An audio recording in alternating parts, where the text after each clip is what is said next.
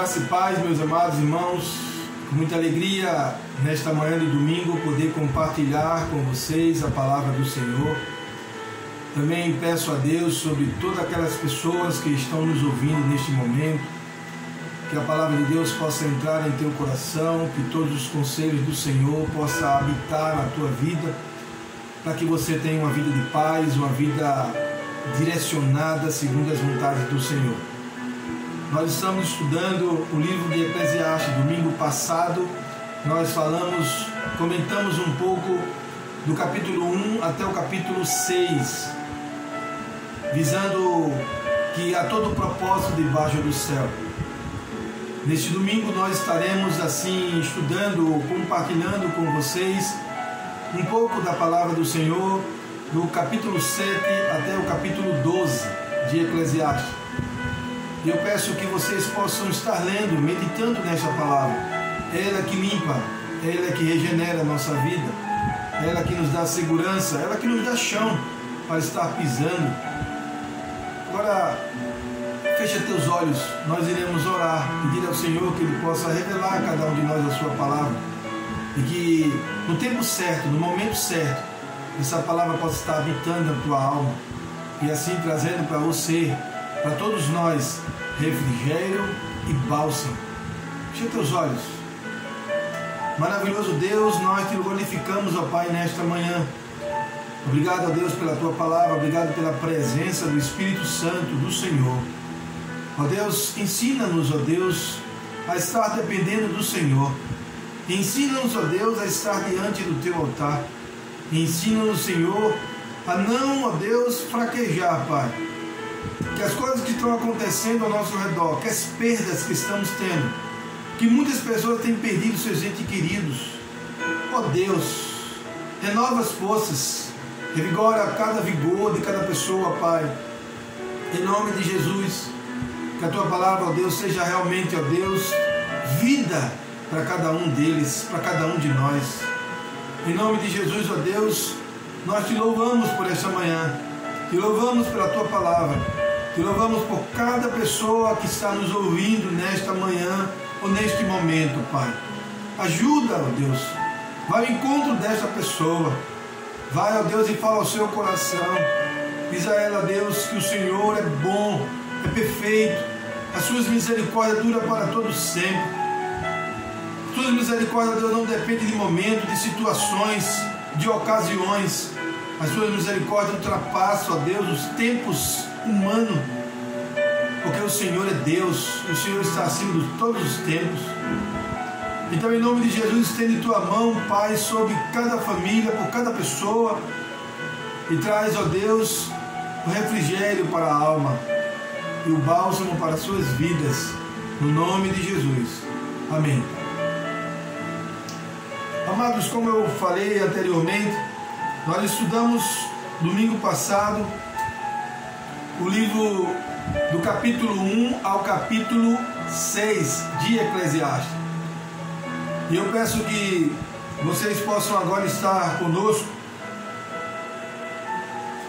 estudando do capítulo 9 até o capítulo 12. Eu peço que você em casa possa ler, porque aqui nós estaremos trazendo alguns pontos das reflexões que fizemos, e creio que não vai saciar totalmente a sede que a tua alma tem, mas acredito que o Espírito Santo te revela quando assim você ler a palavra, meditar nela e abrir o seu coração para recebê-la. Nesta manhã nós estaremos pedindo ao Senhor que possamos entender o mistério de Deus, ou os atos dos mistérios de Deus. O que acontece no nosso meio? É difícil, é complicado quando falamos dos mistérios do Senhor. Quando falamos e comentamos dos atos dos mistérios de Deus, é complicado entender, porque o agir de Deus ultrapassa o agir humano, ele ultrapassa a consciência humana. E aí só o Espírito Santo para estar nos ajudando a entender tudo tudo que está acontecendo ao nosso redor, ou até mesmo acontecendo com a nossa própria vida. Só Ele pode nos esclarecer, só Ele pode trazer conforto aos nossos corações a entender tudo isso que está acontecendo.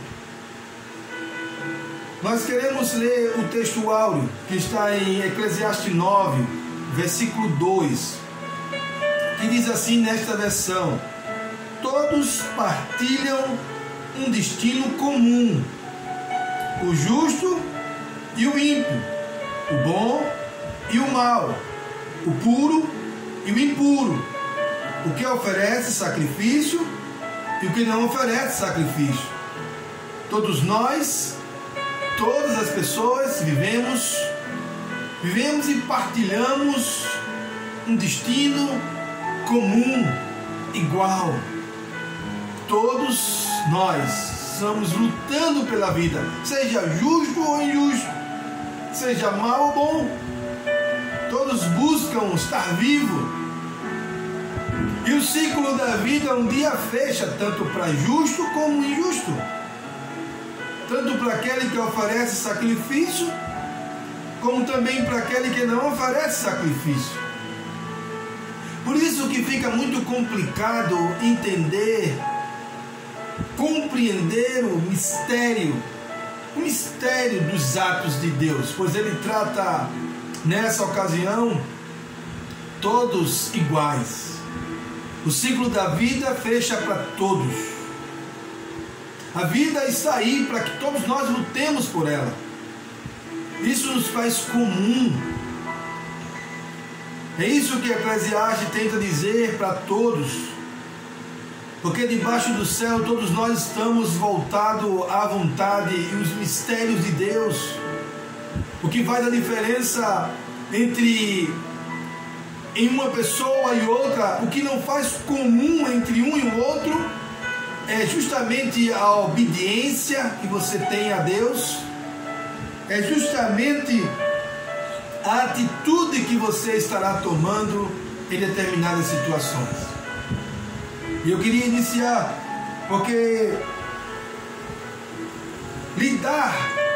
lidar com o mistério de Deus, ou os atos do mistério de Deus, é muito difícil, porque a nossa mente é pequena demais para entender tamanha coisa que esteja acontecendo. Por exemplo, toda esta pandemia que está ao nosso redor, é muito complicado, é muito difícil a mente humana entender tudo isso que está acontecendo. Está acontecendo no mundo, meu irmão, em todos os países, com todas as pessoas, não importa quem seja ela. Esse agir fica difícil. O que faz a diferença, pastor? A obediência. A sua obediência diante do Senhor fará uma diferença muito grande em você poder entender tudo isso que está acontecendo. É como vai acontecer em tua atitude de obediência, coisa que este mundo que vivemos não deseja obter. Meus irmãos, sabedoria. Este livro, ele também nos traz muita sabedoria. A obediência ao Senhor é só o início da sabedoria, meus irmãos. Iniciando o capítulo 7 até o capítulo 8, nós podemos perceber que o lugar do sofrimento na vida humana. Olha, eu não quero dizer aqui que o cristão deve sofrer, deve padecer, não, nada a ver. Mas o lugar do sofrimento na vida humana deve ser vista de forma diferente. É por isso que é difícil entender os mistérios de Deus, porque muitas vezes tanto cristão como não cristão estão sofrendo, estão passando por dificuldade. É como eu falei, o que faz comum entre eu e você, entre todos nós, São esses acontecimentos que vêm sobre nossas vidas. Estamos sujeitos a tudo e todas as coisas. Estamos vivendo neste mundo, meu irmão. Então estamos sujeitos a perder aquela pessoa que mais amamos. Estamos sujeitos também a sofrer em nossa própria pele. Quando estamos vivendo o mesmo mundo, nós não fomos arrebatados ainda. E isso nos faz comum, porque estamos sujeitos às mesmas paixões, às mesmas dificuldades. E é o que eu peço nesta manhã, que neste lugar de sofrimento na vida humana, você possa entender que devemos aprender a vencer os sofrimentos, as etapas da vida, as dificuldades que sobrevêm sobre nós. Elas são inevitáveis, elas chegarão à nossa tenda, elas baterão a nossa porta. O que vai fazer a diferença é como vou recebê-la, como vou encará-la. Se eu e você estamos sujeitos a tudo e todas as coisas, o que devemos aprender para entender o que está acontecendo na nossa vida é tirar aquela condição de negação que nasce na nossa vida quando estamos sofrendo. Não queremos ajuda, não queremos que ninguém nos fale uma palavra, não queremos ouvir ninguém. Essa é a primeira palavra, essa é a primeira condição que acontece quando nós estamos sofrendo. Nós não estamos entendendo nada e às vezes nos achamos que está sendo injusto conosco em tudo isso que está acontecendo. Mas esse é o primeiro sentimento que acontece, é o sentimento da negação. E você precisa retirar esse sentimento da tua vida, porque esse sentimento não resolve, ele não vai te ajudar, porque tudo que se levantar para você, você vai negar. Imagine se José, quando estava lá dentro daquele poço, onde foi jogado pelos seus próprios irmãos, tivesse guardado esse sentimento de negação. Imagine ele lá dentro daquele poço. Talvez você esteja na mesma condição, lá naquele poço, foi injustiçado, jogado pela sua própria família, guardando um sentimento de negação, de não aceitar aquilo. Imagine se José tivesse guardado isso no seu coração, quando os irmãos dele, os próprios irmãos que jogaram ele, tivessem jogado a corda, e que ele olhasse para cima e pudesse enxergar que aquela corda estava sendo jogada pelas pessoas que o jogaram ali, o que fizeram ele ficar naquela condição. Ele não pegaria a corda, meu irmão, ele não seguraria aquela corda com força para sair daquele poço. Mas José retirou do seu coração toda mágoa, tirou todo sentimento de negação. E quando a corda caiu, ele só pôde enxergar uma coisa: provisão de Deus, providência divina, agir do Espírito Santo, agir de Deus, mistério do Senhor, mistério dos atos de Deus. Ali foi um mistério dos atos de Deus. Deus está usando as mesmas pessoas que jogaram.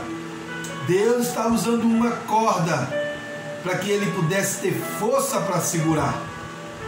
Porque quando nós estamos em uma condição de sofrimento, de injustiça, de perda, a força daquele que deseja tirar você deve ser proporcional à mesma força que você precisa ter para segurar a corda. A mesma força que os irmãos de José estavam fazendo, José fazia ao segurar a corda. E eu te peço nesta manhã Retira tudo isso que está em teu coração de negação, porque você precisa de força para segurar as palavras, as ações, as atitudes, os atos divinos que descerão sobre tua vida.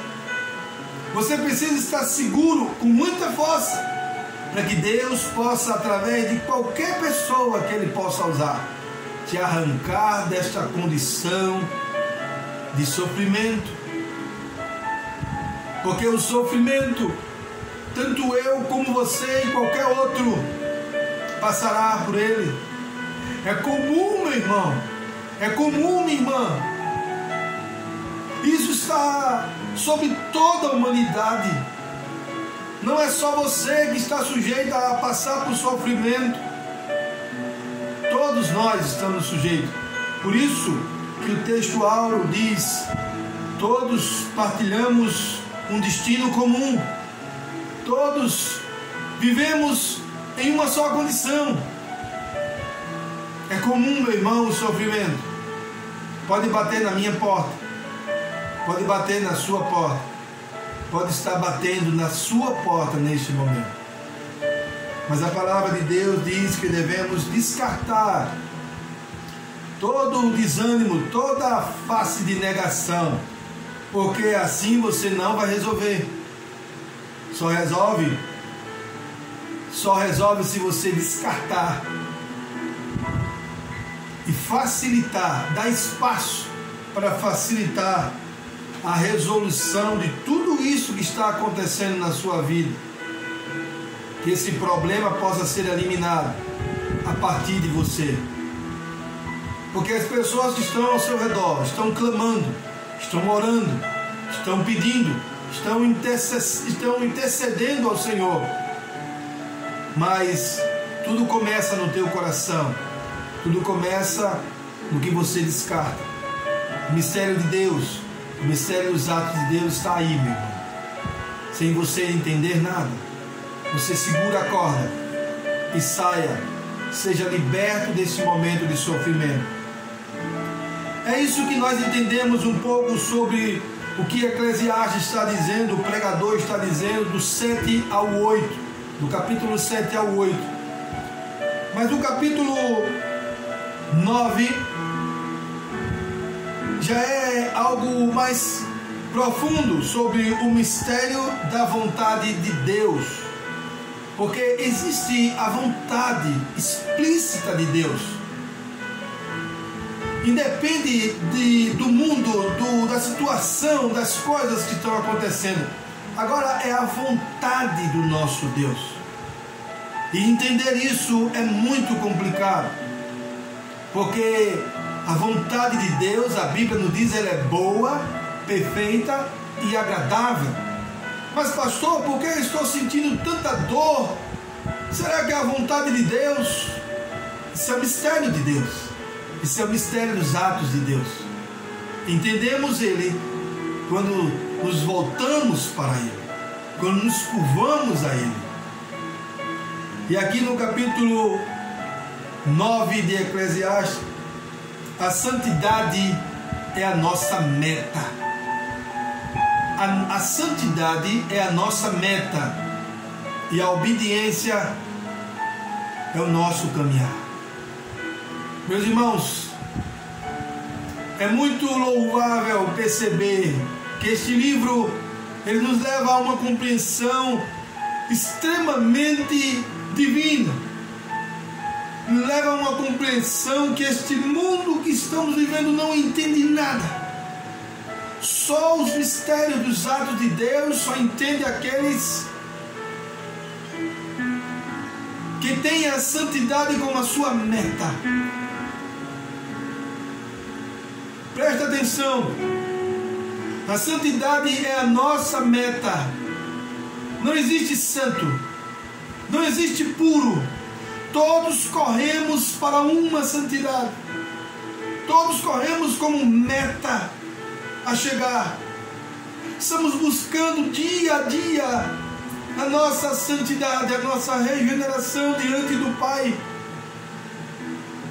Porque o nosso caminho, O nosso caminhar é a obediência. O nosso caminhar é a obediência ao Senhor. Isso nos faz compreender a vontade de Deus.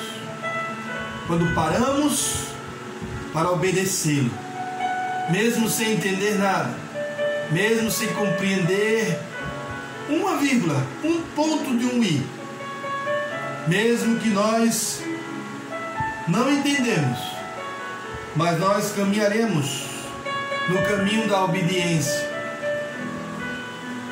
porque entenderemos melhor o mistério de Deus sobre nós. E eu peço nesta manhã, mesmo que você não esteja entendendo o que esteja acontecendo com a tua vida, ou com a vida de alguém que está muito próximo a você, a santidade é a nossa meta, meu irmão e minha irmã. A obediência é o nosso caminhar, porque temos a certeza absoluta que isso nos levará a uma compreensão melhor de tudo que Deus deseja fazer em nossa vida. Te peço que nesta manhã você possa buscar esta santidade como meta principal da tua vida, como objetivo real para a tua alma, andando no caminho da obediência. No capítulo 10 de Eclesiastes, nós podemos perceber a excelência da sabedoria. A palavra certa no momento certo. Na dificuldade que você está enfrentando, as palavras que precisam ser ditas, precisa ser sabedoria, para que ela possa encontrar o seu lugar. E no capítulo 10 fala da excelência da sabedoria. É onde nós estaremos destacando a palavra certa no momento certo. Meus irmãos, nem todas as palavras que precisam ser ditas, que precisam ser proferidas, ela tem que ser dita naquele momento, naquela hora. É preciso que você entenda que ao estar passando por sofrimento, nem todas as palavras certas devem ser ditas naquele momento. Você precisa ser sábio, você precisa ser sábia para proferir a palavra correta no momento certo, para que você possa fazer com que as pessoas possam entender o mistério dos atos de Deus. Às vezes falamos nas dificuldades e nos sofrimentos das pessoas as palavras certas, mas no momento errado. E aí as pessoas, de vez de melhorar, elas afundam ainda mais. As palavras que precisam ser proferidas, elas precisam fazer a diferença. Elas precisam trazer ao coração das pessoas que estão sofrendo um refrigério, um bálsamo, uma saída daquele túnel ou daquele labirinto que muitas vezes as pessoas acham que não tem saída. E a saída está justamente naquela palavra, naquele momento certo que você está usando. Por isso que o capítulo 10, ele fala da excelência da sabedoria, para que eu e você possamos entender que no sofrimento nem todas as palavras precisam ser ditas, mas o que precisa ser proferido é a palavra que vai trazer bálsamo e refrigério para a vida e alma daquela pessoa. Meus irmãos, é interessante, porque a palavra certa no momento certo, nas dificuldades, faz toda a diferença. É preciso que entendamos isso nesta manhã. E Eclesiastes capítulo 10 nos ajuda a fazer isso. Do capítulo 11 até o capítulo 12, nós temos mais um comentário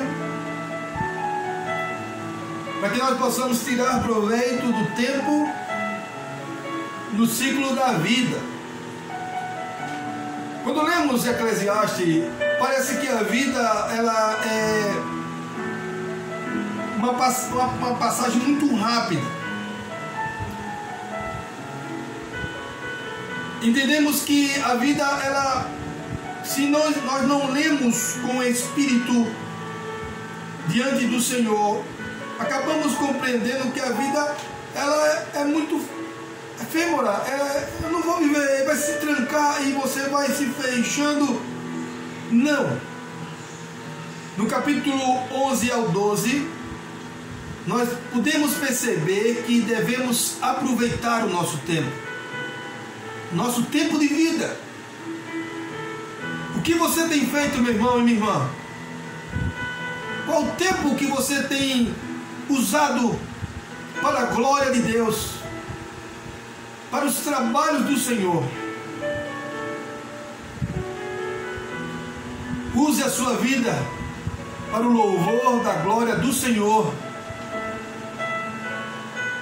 Tirar proveito do tempo no ciclo da vida e na hora. Não perca nem sequer um segundo de vida.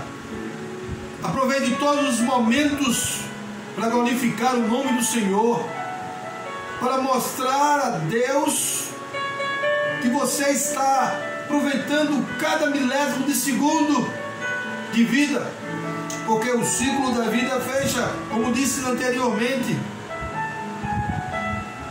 O ciclo da vida ela vai fechar, porque isso é comum entre eu e você, entre todos nós. Não perca as oportunidades, não perca os momentos. Elas surgem e você aproveita. Me lembro de Bartimeu gritando à beira do caminho, gritando incessantemente.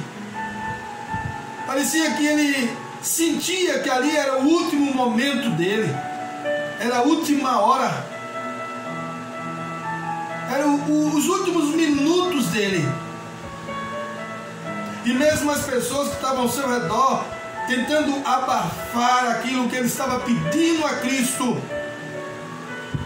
o texto diz que ainda ele gritava mais alto, como se ele estivesse respondendo às pessoas: não vou perder nenhum segundo desse tempo, eu vou gritar pelo Senhor, eu vou clamar por misericórdia. É como se aquelas pessoas que estivessem tentando abafar ele fosse o combustível para que ele gritasse ainda mais alto, até que o Senhor pudesse ouvi-lo. E o Senhor parou. E o Senhor mandou buscá-lo, mandou buscar. E os discípulos foram buscar. Trouxeram ele. E o Senhor o curou.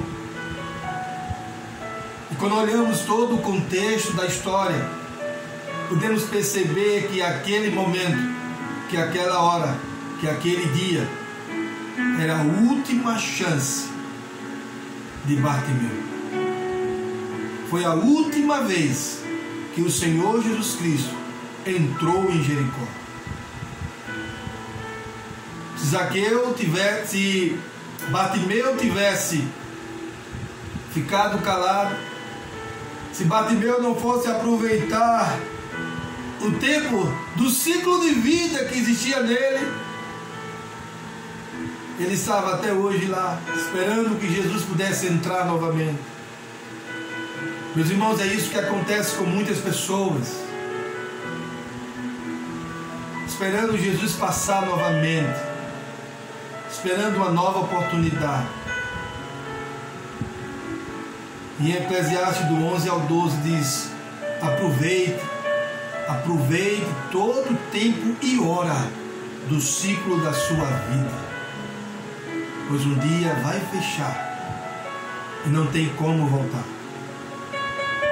Por isso que digo nesta manhã, grite, não perca as oportunidades, entrega o teu caminho totalmente a Cristo, confiando nele, e Ele vai fazer tudo mais daquilo que pensamos e imaginamos. Quero concluir esta reflexão, esta lição de hoje pela manhã, dizendo que o temor a Deus é o princípio da sabedoria. Honrar é uma escolha, meus irmãos. Honrar a Deus é uma escolha. Temor é honrar. E isso é uma escolha. Você pode escolher honrar a Deus. É uma atitude de obediência. Que nessa manhã, eu e você, todos nós, possamos honrar a Deus, para que possamos entender o mistério dos seus atos em nossas vidas ou na vida de toda a humanidade. Te peço isso, no nome de Jesus, meu irmão. Amém.